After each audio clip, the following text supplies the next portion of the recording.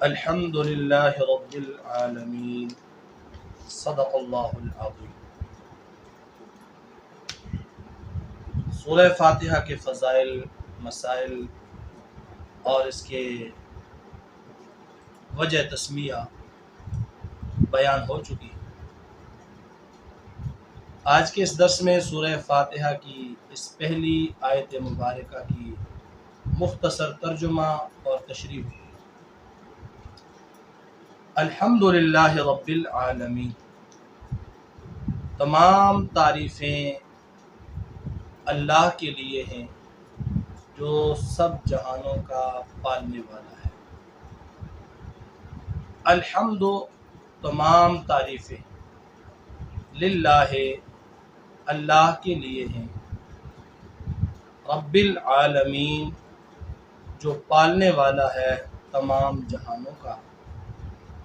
یہ اس کا لفظی ترجمہ ہے۔ اب مختصر سی تفسیر۔ الحمدللہ، تمام تعریفیں اللہ ہی کے لیے ہیں۔ تو الحمدللہ کا معنی ہے تمام تعریفیں۔ اس پر جو الف لام ہے، الف لام جو ہے وہ تمام کا معنی دیتا ہے کہ تمام تعریفیں اللہ ہی کے لیے ہیں جو تمام جہانوں کا پالنے والا ہے۔ تمام خوبیاں اللہ کے ساتھ خاص ہیں، تمام صفات اللہ کے ساتھ خاص ہیں، تمام تعریفیں اللہ کے لیے ہیں۔ اب ایک ذہنی اشکال پیدا ہوتا ہے کہ تعریف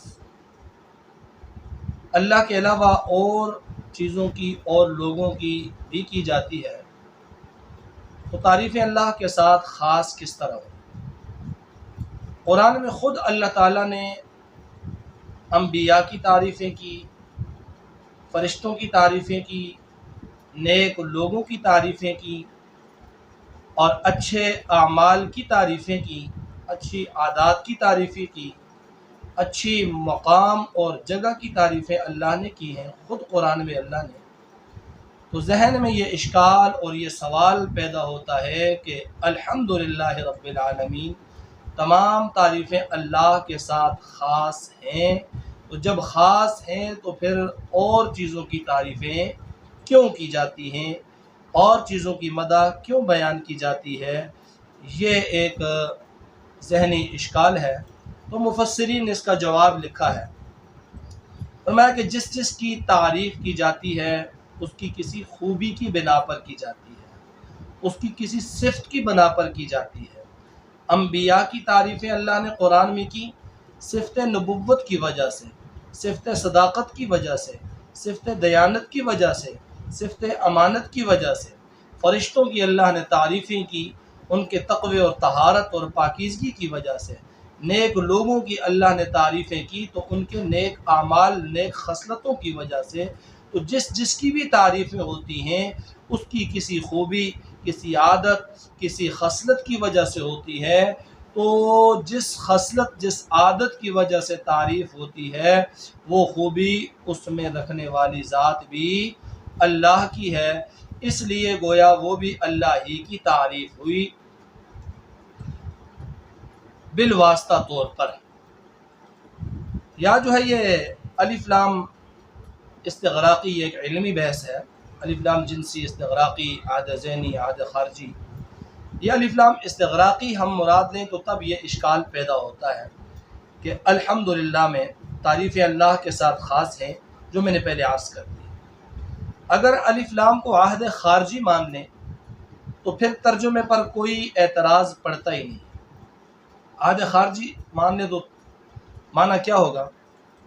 تمام صفات الوہیت اللہ کے ساتھ خاص ہے۔ تھوڑا معنی مشکل ہے۔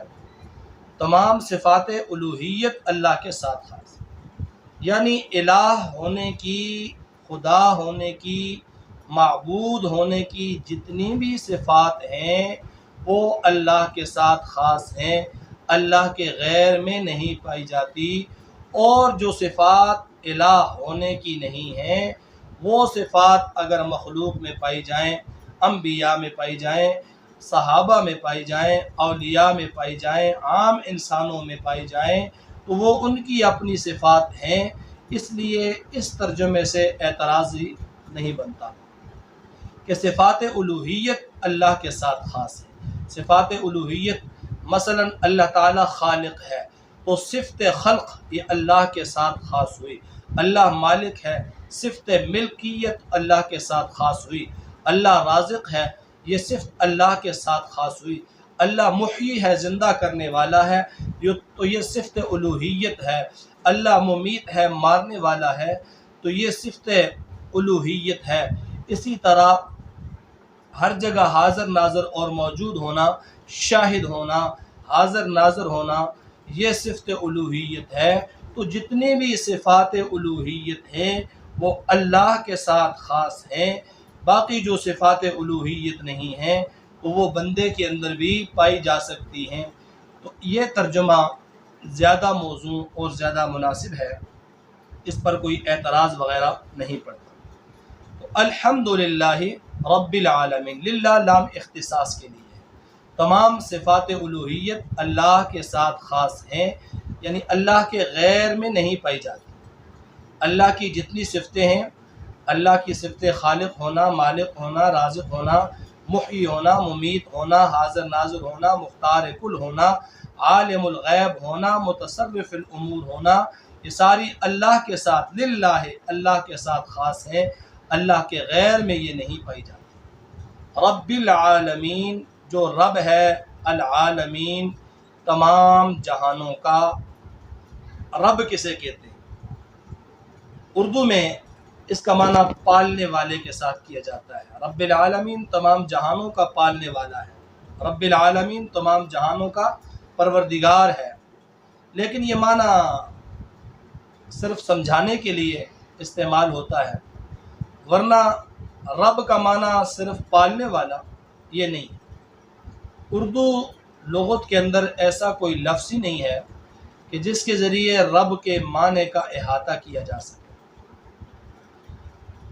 تو رب کا معنی ہے، علامہ راغب اصفہانی نے مفردات القرآن میں لکھا ہے کہ انشاء الشیء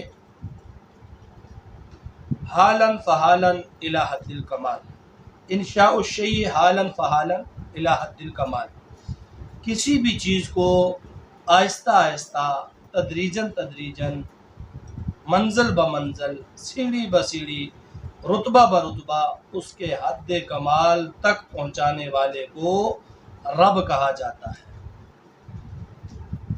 یعنی دنیا کی کسی بھی چیز کو، زندگی کے کسی بھی موڑ پر جس چیز کی ضرورت ہو وہ چیز اسے میسر کرنے والا رب کہلاتا ہے۔ سادہ سی مثال لے لیجئے، اللہ تعالیٰ نے انسان کو ماں کے پیٹ کے اندر بنایا، 3 اندھیروں کے اندر بنایا، 4 ماہ کے بعد جب بچے میں روح آ جاتی ہے، زندگی اور حیات اسے مل جاتی ہے، تو اب ان 3 اندھیروں کے اندر اس بچے کی خوراک، اس بچے کی پرورش، اس بچے کی نشو و نما کرنا۔ تو اللہ تعالیٰ ماں کے پیٹ کے اندر 3 اندھیروں کے اندر بچے کی خوراک کا جو بندوبست کرنے والا ہے اسے رب کہا جاتا ہے۔ ایک نالی اس کی ناف کے ذریعے سے اس کے پیٹ میں ماں کا وہ گندا خون خوراک بنا کر پہنچاتا ہے تو وہ رب ہے۔ پھر جب بچہ اپنی مدت پوری کر کے دنیا میں آیا تو خوراک کا وہ رستہ کٹ گیا، بند ہو گیا، ختم ہو گیا۔ اب دنیا کے زندگی کے اس موڑ پر اس بچے کو خوراک تو چاہیے، تو اللہ جل جلالہ نے ماں کے سینے کے ساتھ 2 چشمے دودھ کے اس کے لیے جاری کر دیے، کیونکہ اس کی ضرورت ہے۔ تو یہ 2 چشمے اس کے لیے جاری کرنے والے کو رب کہا جاتا ہے۔ پھر اس بچے کو، ایک دن کے بچے کو ماں کا دودھ پینا سکھانا، کس نے سکھایا؟ جس نے سکھایا اسے رب کہا جاتا ہے۔ تو الحمدللہ رب العالمین. ایک کسان ہے، اپنے کھیت کے اندر ہل چلاتا ہے، زمین کو ہموار کرتا ہے، زمین کو پانی دیتا ہے، زمین میں ادویات کھاد وغیرہ ڈالتا ہے اور پھر اس میں دانہ ڈبو دیتا ہے. اب کسان کو کوئی پتہ نہیں ہے کہ دانہ الٹا پڑا ہے، سیدھا پڑا ہے، اس کا رخ مشرق کی طرف ہے، مغرب کی طرف ہے، شمال کی طرف ہے، جنوب کی طرف ہے، کوئی پتہ نہیں. زمین کی ان تاریکیوں میں اس دانے کی پرورش کرنے والا اور اس سے ایک نازک سی کومپل جو نکالنے والا ہے وہ رب ہے. تو الحمدللہ رب العالمین، جو رب ہے تمام جہانوں کا. العالمین عالم کی جمع ہے، عالم کا معنی علامت ہے، نشانی ہے، اور عالمین اس کی جمع ہے، بہت سارے عالم. ہر عالم اللہ کی قدرت، اللہ کی سنت، اللہ کی کبریائی، اللہ کی بڑائی پر نشانی ہے. عالم کا معنی جھنڈا بھی ہوتا ہے. جھنڈا پہچان کے لیے ہوتا ہے، ملک کا جھنڈا ملک کی پہچان ہے، پارٹی کا جھنڈا پارٹی کی پہچان ہے. تو یہ جتنے بھی جہان ہیں، اللہ نے جتنے بھی مخلوقات پیدا کی، جتنے بھی جہان پیدا کیے، وہ اللہ کی معرفت کے جھنڈے ہیں جن سے اللہ کی پہچان ہوتی ہے. وَفِي كُلِّ شَيْءٍ لَهُ آیَةٌ تَدُلُّ عَلَىٰ أَنَّهُ وَاحِدٌ.